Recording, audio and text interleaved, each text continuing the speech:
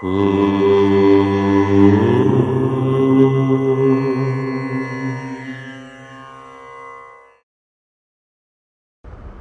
గణేశ శారదా దత్తాత్రేయ సద్గురు పరబ్రహ్మణే నమః. మనోజవం మారుతతుల్యవేగం జితేంద్రియం బుద్ధిమతాం వరిష్టం వాతాత్మజం వానరయూధముఖ్యం శ్రీరామదూతం శిరసా నమామి. స్వధర్మ పరీక్షకులకు మాస ఫలితాల్లో భాగంగా జూన్ నెల అధిక జ్యేష్ఠ మాసం కొన్ని రోజులు, నిజ జ్యేష్ఠ మాసం కొన్ని రోజులు ధనుస్సు రాశి వారికి ఎలా ఉండబోతోంది? మూలా 4 పాదాలు, పూర్వాషాఢ 4 పాదాలు, ఉత్తరాషాఢ 1వ పాదం కలిస్తే ధనుస్సు రాశి. ధనుస్సు రాశి వారికి గ్రహ సంచార రీత్యా ఈ జూన్ నెలలో గ్రహములు ఏ విధంగా ఉన్నాయో ఇప్పుడు చెప్పుకుందాము. జూన్ 2వ తేదీ నుంచి అష్టమ స్థానంలోకి గురువు వస్తున్నాడు. కొంత గురుబలం అనేటువంటిది సప్తమం నుంచి అష్టమంకు రావడం వల్ల గురుబలం అనేటువంటిది తగ్గుతోంది. శనైశ్చరుడు అర్ధాష్టమంలో ఉండటం, చతుర్థ స్థానంలో ప్రతి విషయంలో ఆలోచించే నిర్ణయాలు తీసుకోవాలి. రాహువు తృతీయంలో ఉండటం కొంత శుభమైనటువంటి సంచారం. ధనలాభం, కీర్తి ప్రతిష్టలు కూడా పెరుగుతాయి. భాగ్యస్థానంలో ఉన్నటువంటి కేతువు ప్రతికూల పరిస్థితుల్లో కూడా సంయమనం అనేటువంటిది విడిచిపెట్టకూడదు. ఇది మీకు అవసరం. ఇక మిగతా గ్రహములు చూస్తే పంచమ కుజుడు, షష్ఠంలో రవి బుధులు, సప్తమ గురు శుక్రులు కొంత ప్రభావాన్ని చూపిస్తూ ఉన్నారు. కొంత గురుబలం అనేటువంటిది ధనుస్సు వారికి కూడా ఈ మాసంలో తగ్గటం వల్ల లక్ష్యాలను చేరుకోవటానికి శ్రమ బాగా పడవలసి వస్తుంది. ధనుస్సు రాశి వారికి కీలక విషయముల యందు ఓర్పు చాలా వరకు అవసరం అవుతుంది. అవసరానికి సహాయం చేసేవారు ఉంటారు. శుభకార్యముల యందు పాల్గొంటారు. ఉద్యోగపరంగా ఒత్తిడి విపరీతంగా ఉంటుంది.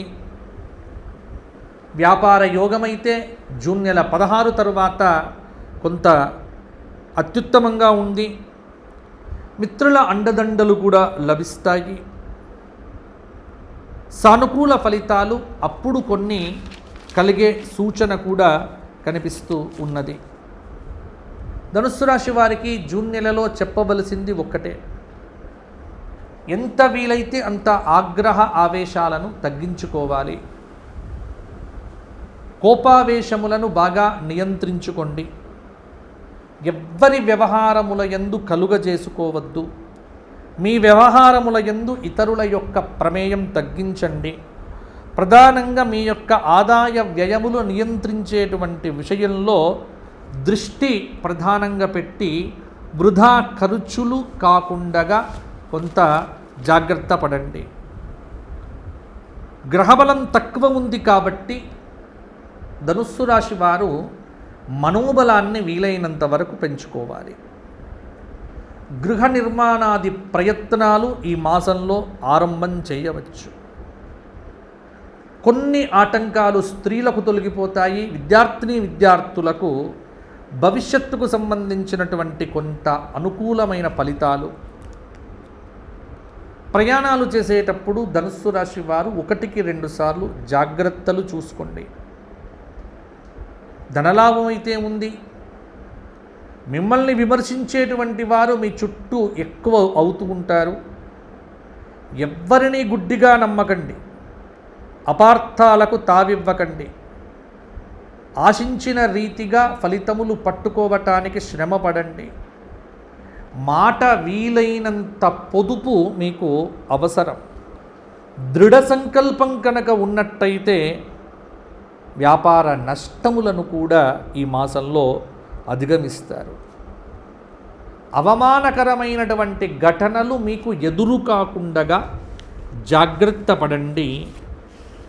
ఎంత వీలైతే అంత సమయస్ఫూర్తితో అవరోధాలను అధిగమిస్తారు. సౌమ్యంగా సంభాషించండి. క్షమాగుణాన్ని పెంచుకోండి. ఆత్మవిశ్వాసంతో సాఫ్ట్వేర్ రంగంలో ఉన్నటువంటి వారు ఒత్తిడిని అధిగమించే ప్రయత్నం కూడా చెయ్యండి. ఉద్యోగ విధి నిర్వహణలో అన్యమనస్కంగా వ్యవహరిస్తే కొంత ఇబ్బందులు అనేటువంటివి మీకు తప్పకపోవచ్చు.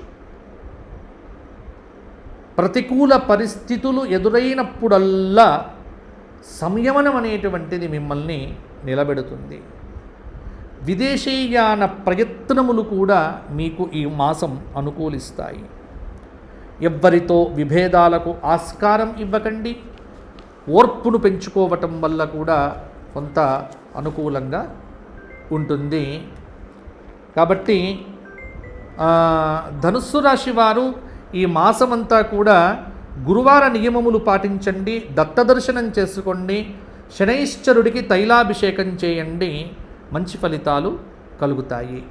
ప్రతిరోజు నవగ్రహ ప్రదక్షిణములు చేయటం, ప్రతినిత్యము కూడా దేవాలయ దర్శనం చేసుకోవటము వల్ల ధనుస్సు రాశి వారికి మంచి ఫలితాలు మరిన్ని కూడా కలుగుతాయి.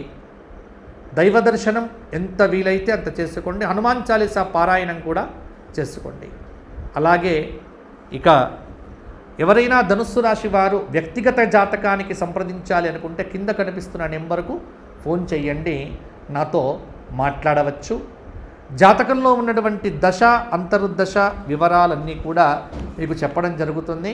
మీకు మంచి ఫలితములకు సంబంధించినటువంటి సలహాలు సూచనలు ఇవ్వడం జరుగుతుంది.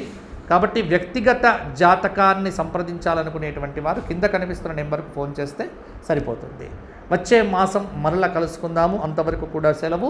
జై శ్రీరామ్, జై శ్రీరామ్, జై శ్రీరామ్. మీకు బాగుండాలి, ధర్మపురి నరసింహస్వామి యొక్క అనుగ్రహం కలగాలి అని కోరుకుంటూ వచ్చే మాసం కలుసుకుందాం.